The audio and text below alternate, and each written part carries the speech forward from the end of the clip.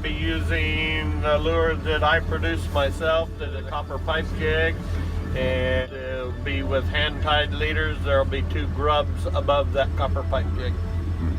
And these lingcod are, you know, Lots of them. There are bunches of lingcod out there right now.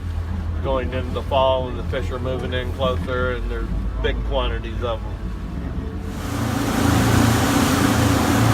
Boy, this is going to be a smooth day out here. I can't wait.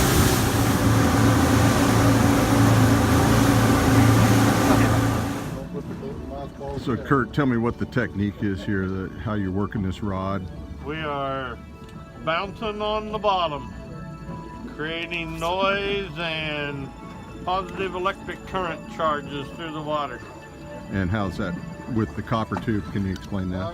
The copper and lead and salt water combine and make an underwater battery. How'd you figure that? Fish swims up, he gets close to it because of the banging, and he feels that positive electric current coming off there, and he thinks it's alive, and he grabs it. How'd you figure that out? I didn't. My grandpa told me that 50 years ago. Wow. Well, there you go. There's a trade secret for you folks.